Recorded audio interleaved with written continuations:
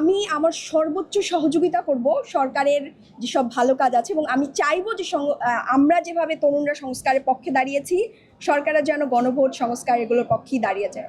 NCP আসলে শুরু থেকেই কিন্তু সংস্কারের রাজনীতিটাই করে এসছে, এবং আমাদের মূল চিন্তাভাবনা কিন্তু সংস্কারকে নিয়ে, এবং সংস্কারকে সামনে রেখেই কিন্তু এনসিপির জন্ম হয়েছে। জুলাইয়ের পরে শহীদদের আকাঙ্ক্ষা যেটা ছিল যে দেশ সংস্কার, বাংলাদেশকে সংস্কার করে সামনের দিকে এগিয়ে নিয়ে যাওয়া, এটার জন্যই কিন্তু আমরা একদল তরুণের সাথে এসে, বিশেষ করে আমি একজন অন্য সেক্টরে ছিলাম, সেখান থেকে এসেছি, তরুণদের সাথে এসে হাত মিলিয়েছি বাংলাদেশকে সংস্কারের জন্যই।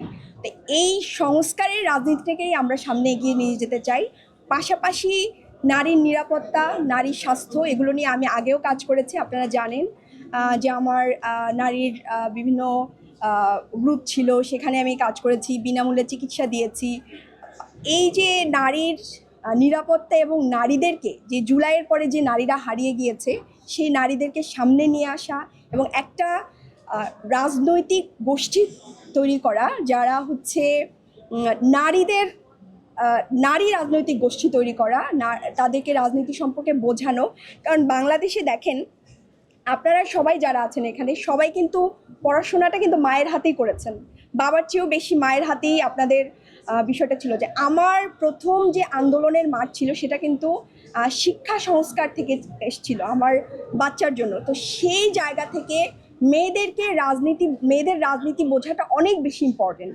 কারণ ওই যে হাতে খড়িটা, এটা কিন্তু মায়ের হাতেই হয়। মা যখন রাজনীতি সচেতন হবে, তখন একজন সন্তান রাজনীতি সচেতন হবে, এবং সেই জায়গা থেকে দেশ এগিয়ে যাবে। আমি শুরু থেকে প্ল্যান করে এসেছি, এবং শপথ গ্রহণের পরে এবং আগে থেকে আমার চিন্তা ছিল যে সংস্কার নিয়ে অবশ্যই আমাদের একটা লড়াই সংগ্রাম থাকবে, এবং সেটা সংসদেও থাকবে, সংসদের বাইরেও থাকবে, অবশ্যই মাঠেও থাকবে।